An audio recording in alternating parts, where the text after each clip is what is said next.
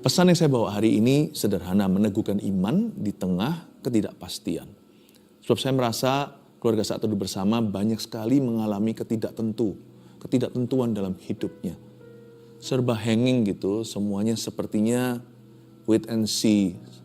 Segala sesuatu tidak pasti. Tapi kabar baik di sini. Tuhan itu pasti. Janjinya teruji. Jangan takut, jangan bimbang, jangan ragu hatimu, jangan goyang. Ketika keadaan kita sepertinya goyah semua, biar gunung, bukit beranjak, kasih setia Tuhan tidak akan beranjak dari kita. Asal kita mau percaya, kita akan melihat kemuliaannya. Mari kita buka sama-sama di kitab Yudas sebelum kitab Wahyu. Kitab Yudas pasal 1, hanya satu pasal saja kitab itu. Ayat 17 sampai 25 saya bacakan. Tetapi kamu saudara-saudaraku yang kekasih, ingatlah akan apa yang dahulu telah dikatakan kepada kamu oleh rasul-rasul Tuhan kita Yesus Kristus. Sebab mereka telah mengatakan kepada kamu, menjelang akhir zaman akan tampil pengecek-pengecek yang akan hidup menuruti hawa nafsu kefasikan mereka. Mereka adalah pemecah belah yang dikuasai hanya oleh keinginan-keinginan dunia ini dan yang hidup tanpa Roh Kudus. Akan tetapi kamu saudara-saudaraku yang kekasih, bangunlah dirimu sendiri di atas dasar imanmu yang paling suci dan berdoalah dalam Roh Kudus. Peliharalah dirimu demikian dalam kasih Allah sambil menantikan rahmat Tuhan kita Yesus Kristus untuk hidup yang kekal. Tunjukkanlah belas kasihan kepada mereka yang ragu-ragu. Selamatkanlah mereka dengan jalan merampas mereka dari api. Tetapi tunjukkanlah belas kasihan yang disertai ketakutan kepada orang-orang lain juga. Dan bencilah pakaian mereka yang dicemarkan oleh keinginan-keinginan dosa. Bagi Dia yang berkuasa menjaga supaya jangan kamu tersandung dan yang membawa kamu dengan tak bernoda dan penuh kegembiraan di hadapan kemuliaannya, Allah yang Esa, Juru Selamat kita oleh Yesus Kristus Tuhan kita. Bagi Dia adalah kemuliaan, kebesaran, kekuatan, dan kuasa sebelum segala abad dan sekarang dan sampai selama-lamanya. Amin. Ayat 17, tapi kamu saudara-saudaraku yang kekasih, ingatlah akan apa yang dahulu telah dikatakan kepada kamu oleh rasul-rasul Tuhan kita, Yesus Kristus. Yudas menasihatkan agar umat Tuhan meneguhkan iman mereka. Di tengah-tengah ketidakpastian dunia, di tengah-tengah semua ketidakpastian yang ada di dalam diri kita, Yudas suruh kita merenungkan firman Allah. Dia berkata, ingatlah akan apa yang dahulu telah dikatakan kepada kamu. Oleh siapa? Oleh rasul-rasul Tuhan kita, Yesus Kristus. Jadi kalau kita mau memiliki iman yang kuat, kita harus sengaja untuk mengingat apa kata Tuhan atas hidup kita. Kita harus punya kebiasaan dan disiplin yang tinggi untuk merenungkan firman Tuhan setiap hari. Kebiasaan-kebiasaan baik seperti mencatat khotbah, pengajaran-pengajaran seperti ini, menotulenkan firman yang kita dengar. Bahkan di telepon kita pun ada notifikasi. Jangan hanya direnungkan, jangan hanya dimengerti, tapi kadang-kadang perlu dinotifikasi. Kita tulis ayat-ayat itu, misalkan sebagai pengingat mungkin di kertas-kertas, mungkin di agenda pribadi kita, mungkin di catatan kita, mungkin bahkan di HP kita ada reminder ayat. Bukan hanya kita perlu mengingatkan satu sama lainnya akan firman Tuhan, tapi kita juga perlu mengingatkan diri sendiri. Kadang-kadang kita juga punya kebiasaan, sebagian orang ya punya kebiasaan baik, yaitu mengirim ayat-ayat firman. Kita kirim mungkin satu hari satu ayat kepada teman-teman. Nggak apa-apa sih, saya rasa itu bisa jadi berkat. Lain cerita kalau kita kirimin setiap menit ya, jadi mengganggu aktivitas orang lain. Kita boleh saling mengingatkan. Bahkan jangan hanya saling mengingatkan, kalau lagi kumpul gitu tuh jangan menggosip. Kalau kita kumpul sama saudara seiman, mungkin kita bisa bahas. Kemarin Rasul Tuhan kita Yesus Kristus ngajar apa? Kalau zaman dulu Rasul, karena para Rasul Yesus Kristus waktu itu adalah gembala-gembala sidang mereka. Alangkah baiknya jemaat itu kalau lagi berkumpul, baik itu dalam perkumpulan persekutuan secara formal atau pas lagi ketemu tidak sengaja, yang dibicarakan itu bukan kejelekan orang. Bolehlah bicara tentang berita terkini, tapi berita terkini itu nggak boleh mendominasi seluruh pembicaraan. Pembicaraan kita itu harus diisi dengan banyak firman. Ingat nggak kemarin pastor ngajar apa? Masih ingat nggak kemarin hari Minggu khotbahnya apa? Nggak apa-apa loh itu. Kita biasakan punya dialog-dialog seperti itu. Itu yang disebut ingatlah akan apa yang dahulu telah dikatakan kepada kamu oleh rasul-rasul Tuhan kita Yesus Kristus. Yesus masih mengajar hingga hari ini, tapi lewat para rasul. Di zaman modern ini Yesus masih mengajar kita melalui gembala-gembala kita. Kalau gembala kita mengajarkan firman Tuhan kepada kita, itu dari Tuhan, karena sumbernya adalah Tuhan Yesus. Lain cerita kalau yang mereka beritakan itu salah, kalau yang diberitakan oleh gembala kita, oleh pengkhotbah-pengkhotbah itu sesuatu yang bukan firman, kita harus menguji segala perkara. Tapi kalau yang mereka beritakan itu adalah firman Tuhan, meskipun dalam khotbah juga diberikan tafsiran-tafsirannya, ilustrasinya, tapi coba bisa pilah-pilah, ambil apa yang berguna untuk hidupmu sebagai rema-rema dari Roh Kudus. Bicarakan itu satu dengan yang lainnya, sehingga pembicaraan kita diperkaya dan didekorasi dengan perkara-perkara yang berguna, berdampak kekal pula. Bukan menggosip ria, apalagi fitnah. Saling mengingatkan. Kita juga perlu mengingatkan diri sendiri. Suara Kristus itu bisa terdengar lewat suara gembala kita. Lewat suara pengajar firman. Ingatkan dirimu ya. Kalau kita mau punya iman yang teguh ya harus punya disiplin begitu. Anda mau sehat, jaga makan. Siapa di sini mau bugar, kuat? Ya harus olahraga. Coba lihat orang yang punya kebiasaan untuk exercise. Badannya jadi sehat, nggak sakit-sakitan, nggak gampang lelah. Kebiasaan kita menentukan nanti itu stamina kita seperti apa. Ini dia, kalau kita mengingat apa yang dahulu telah dikatakan oleh para rasul, dahulu itu bisa tahun lalu, bisa bulan lalu, bisa baru minggu kemarin. Kalau kita itu mengisi diri sendiri bukan dengan sampah, tapi kita isi diri kita dengan firman dan rema, niscaya pastilah iman kita akan semakin kuat, bukan semakin lemah.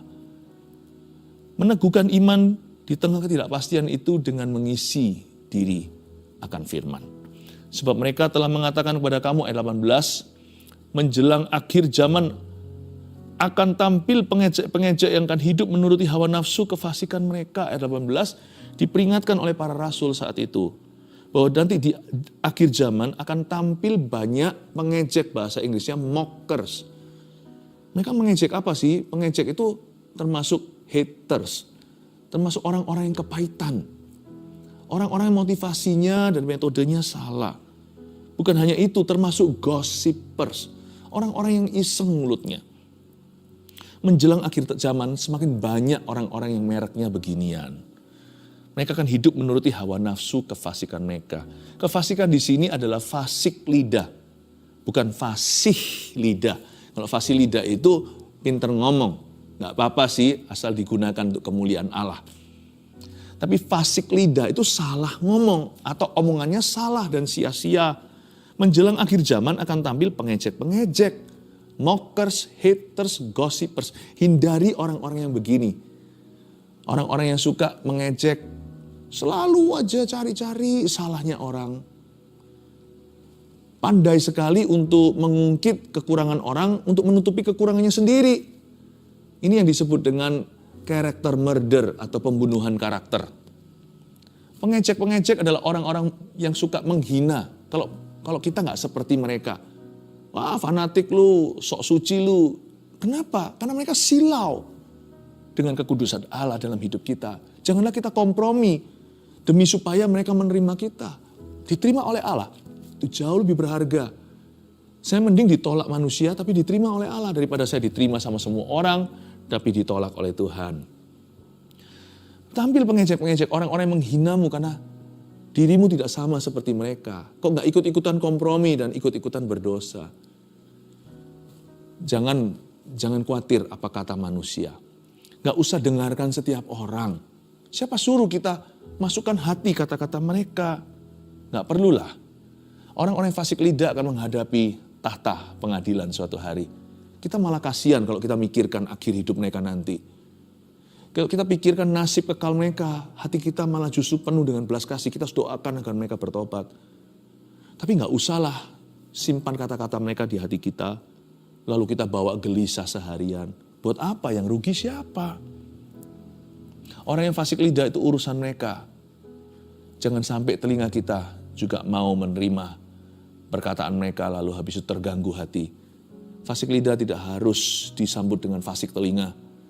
Makanya itu ada ayatnya di kitab Wahyu begini. Barang siapa bertelinga hendaklah ia mendengar apa yang dikatakan Roh kepada jemaat-jemaat. Pakailah telingamu untuk mendengar apa yang dari Roh Kudus. Apa yang dari Roh Kudus? Apakah Roh Kudus berbicara kepada kita? Demikian firman Allah. Nggak, jarang-jarang ya ada orang yang bisa mendengar Roh Kudus secara audible gitu. Paling banyak adalah suara hati. Dan suara konfirmasi dari orang lain, peneguhan-peneguhan dari khotbah, dari renungan, dan juga mungkin dari kejadian, Tuhan memberi pemahaman, tapi juga dari saudara seiman.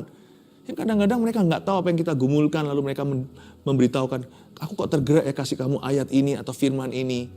Ya, jangan tersinggung ya saya kasih firman ini, ternyata jadi jawaban buat kita. Kalau kita punya telinga, pasang itu telinga untuk mendengarkan apa yang roh hendak katakan.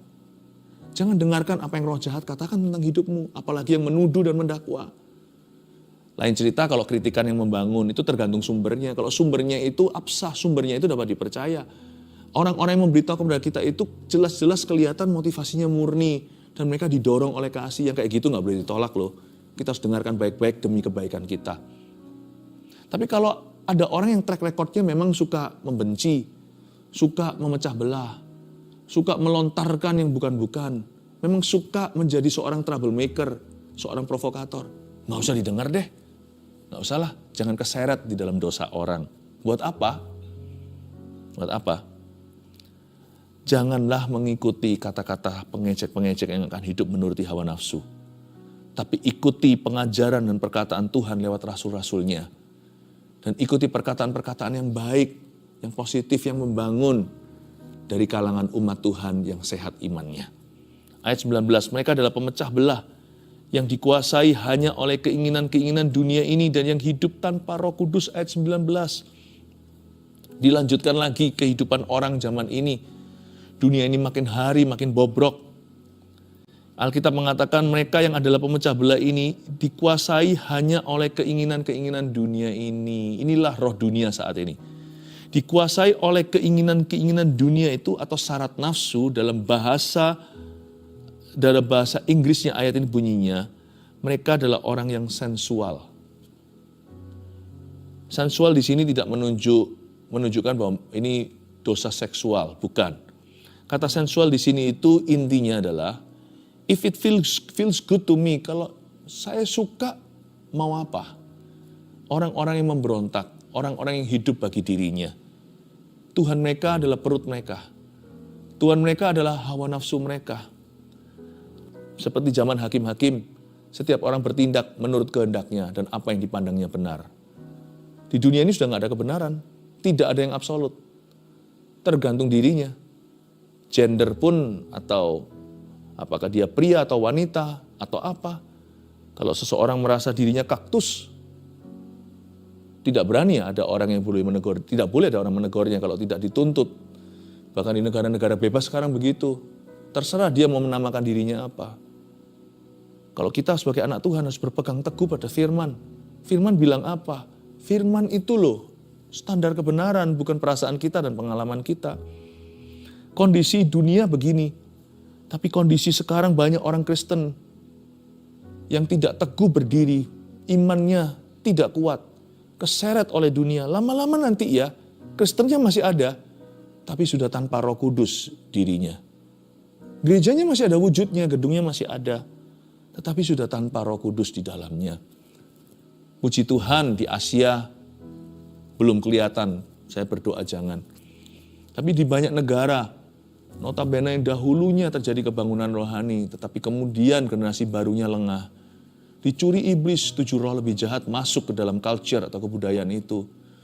Tidak pernah ada tanda-tanda lagi, dulu pernah Kristen. Dulu pernah takut akan Tuhan.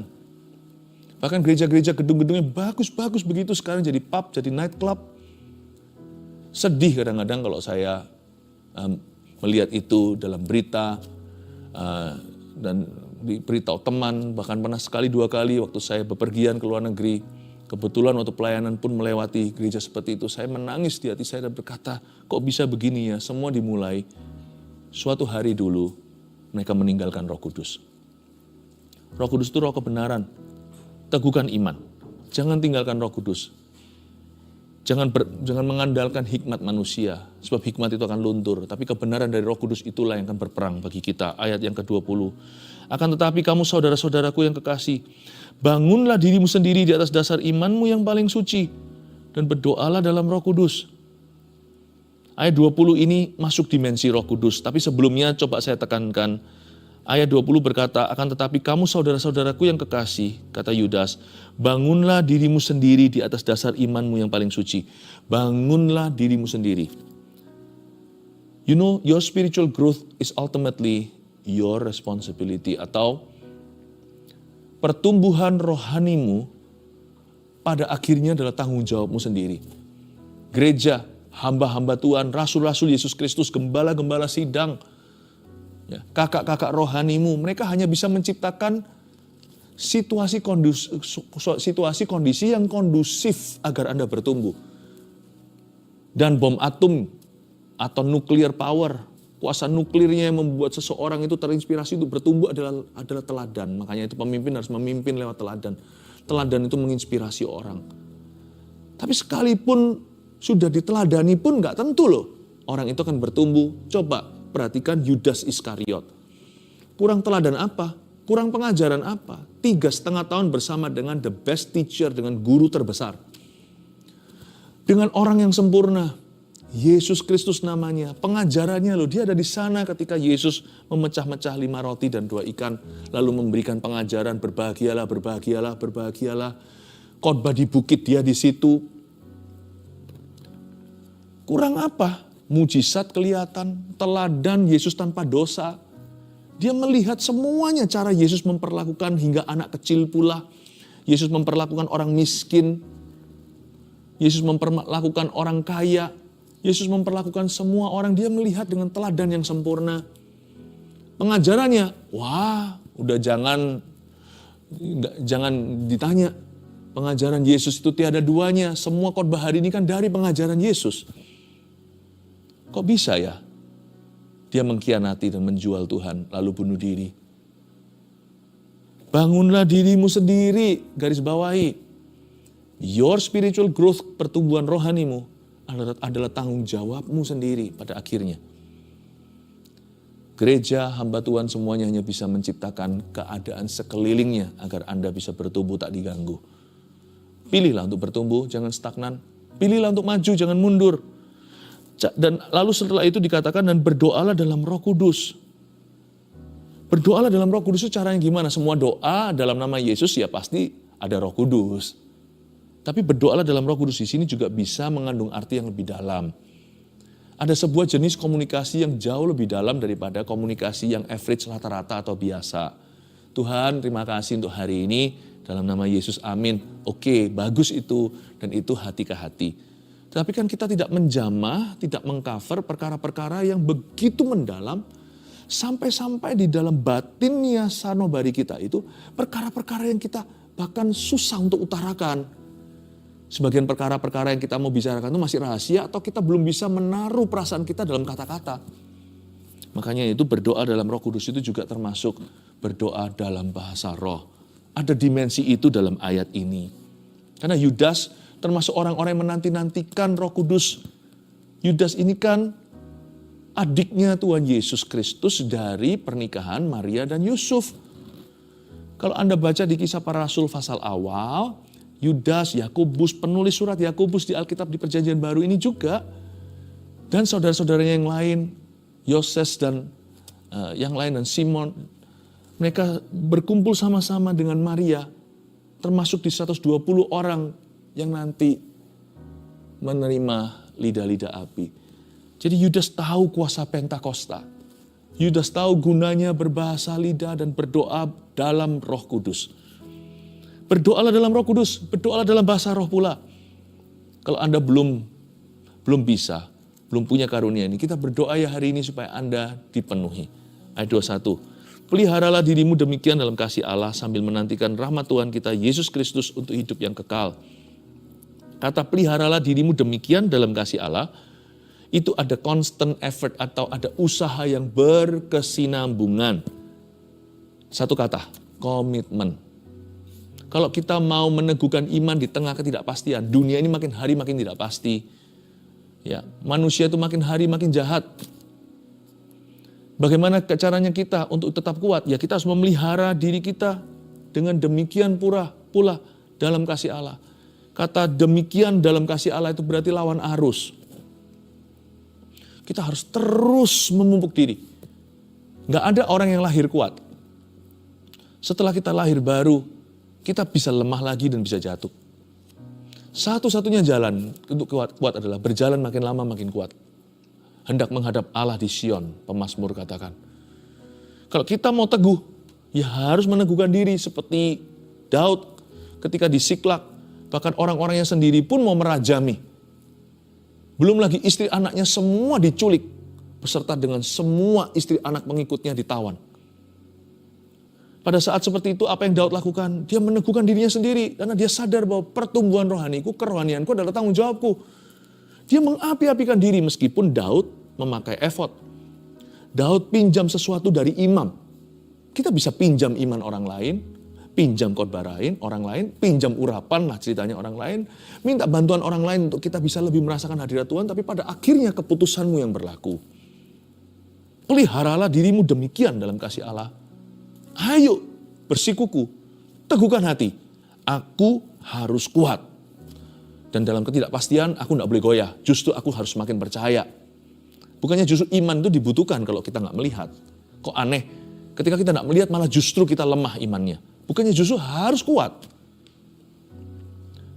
Buat apa kita punya senter? Kalau pas gelap kita simpan. Senter itu bukan mainan. Senter itu justru dinyalakan. Jangan malas yang namanya jari jemari kita itu untuk arahkan ke tombol on-nya. Justru waktu gelap gulita, nyalakan senternya. Iman itu nyalakan. Waktu hidup kita mengalami ketidakpastian. Justru nanti waktu kita kuat, kita nggak akan kuat sendirian. Ayat 22, kita malah jadi berguna buat orang-orang sekeliling kita. Semoga pertama-tama kegunaan dirasa oleh keluarga Anda. Tunjukkanlah belas kasihan pada mereka yang ragu-ragu. Malahan bukan hanya kita teguh, kita juga bisa encourage atau bisa menguatkan orang lain pula. Bahkan bisa menyelamatkan mereka. Tunjukkan belas kasihan pada mereka yang ragu-ragu. Sama-sama ketidakpastian, tetapi yang satu teguh, yang satu ragu. Biar yang teguh, kuatkan yang ragu. Tuhan mau Anda jadi lebih dari pemenang. Bukan hanya di tengah ketidakpastian Anda jadi kokoh, tapi Anda bisa menguatkan orang lain di sebelah Anda. Tunjukkan belas kasihan kepada mereka yang ragu-ragu. Selamatkanlah mereka dengan jalan merampas mereka dari api. Bahkan bisa kita tuntun orang lain dari jalan yang salah. Kita benarkan cara berpikir mereka. Tuhan berkehendak, Tuhan rindu kita jadi berkat bagi orang lain. Jangan jadi pasien. Tuhan memanggilmu untuk jadi bagian dari solusi, bukan bagian dari problemanya. Tuhan mau menjadikan Anda penyembuh, bukan pasiennya. Selamatkan mereka dengan jalan merampas mereka dari api, tetapi tunjukkanlah belas kasihan yang disertai ketakutan pada orang-orang lain juga. Dan bencilah pakaian mereka yang dicemarkan oleh keinginan-keinginan dosa. Dalam ketidakpastian, kita diangkat Tuhan. Tuhan itu kalau angkat kita nggak sampai titik nol, sampai pasti, enggak. Itu bukan Tuhan. Kalau Tuhan itu pulihkan, Dia itu akan angkat kita melebihi titik nol tersebut. Kita nggak hanya dipulihkan sampai titik pasti, tapi kita bisa memastikan orang lain. Kita bisa menguatkan orang lain.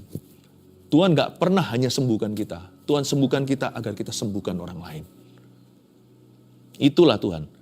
Dan kalau kita nanti menolong orang lain, kita harus penuh belas kasihan untuk mereka. Tuhan nggak mau kita fokus pada ketidakpastian. Fokus pada kebutuhan orang di sebelah kanan kirimu. Dan Tuhan akan memastikan hidupmu. Bagi Dia yang berkuasa menjaga supaya jangan kamu tersandung, yang membawa kamu dengan tak bernoda dan penuh kegembiraan di hadapan kemuliaan-Nya. Dia yang berkuasa pada akhirnya, taruhlah percayamu ketika dunia tidak pasti. Taruhlah kepercayaanmu, berimanlah kepada kuasa Tuhan. Kuasanya itu sanggup menjaga. Saya bayangkan kuasa Tuhan itu seperti apa? Seperti orang kalau mountain climbing. Ini betul-betul yang mendaki gunung. Lalu suatu saat tangannya lagi basah, mungkin keringatan, lalu dia terselipkan, lalu dia jatuh. Dan itu turun ke bawah itu puluhan meter jikalau bukan ratusan meter. Tapi ada tali di pinggangnya yang sudah dipakukan di titik sebelum dia mendaki tadi. Di titik tertentu. Dan itu yang menahan dia. Kuasa Tuhan itu begitu. Ketika kau jatuh, kau tak akan tergeletak sebab Tuhan menopangmu. Jangan beriman pada dirimu sendiri. Kekuatan kita terbatas, hikmat kita juga biasa. Tapi berimanlah. Tenang hidupmu, jangan dibawa gelisah, jangan sampai gak bisa tidur segala dan panik. Ada Tuhan. Coba katakan pada diri sendiri, ada Tuhan. Di mana ada Tuhan, saya gak keberatan berada dalam ketidakpastian. Selama ada Tuhan dalam ketidakpastian saya, hidupku pasti di tangan-Nya. Ada tali yang mengikatkanku pada gunung batu, saya tidak akan jatuh ke bawah dan mati. Sekalipun mungkin terselip sekali-kali, saya tidak akan dibiarkan tergeletak. Allah yang Esa, Juru Selamat kita oleh Yesus Kristus, Tuhan kita, bagi Dia adalah kemuliaan, kebesaran, kekuatan, dan kuasa, sebelum segala abad dan sekarang dan sampai selama-lamanya. Amin. Saya percaya sampai sekarang Tuhan punya gelar yang utama adalah Juru Selamat. Dia adalah tali tersebut yang saya katakan tadi. Dia tidak akan membiarkanmu jatuh ke bawah. Taruh percaya kepada Tuhan. 3 poin bagaimana meneguhkan iman di tengah ketidakpastian agar Anda menjadi manusia yang pasti. 1, ingat-ingat terus perkataan dan pengajaran Tuhan Yesus. 2, jangan dengarkan setiap orang dan sembarang orang. Buka telinga kepada sebagian orang kalau Anda tahu bahwa itu sumber yang baik, sumber yang benar. Tutup telinga mungkin kepada sebagian besar orang yang tidak perlu Anda dengarkan. 3, bangun komunikasi yang lebih dalam dengan Roh Kudus. Mari kita undang Roh Kudus untuk ambil alih hati kita yang gundah gulana. Biar Dia memberi kita damai sejahtera yang sempurna. Sekalipun serba tidak pasti, asal ada Tuhan, hidupmu pasti ada di dalam tangan-Nya dan di dalam rencana-Nya.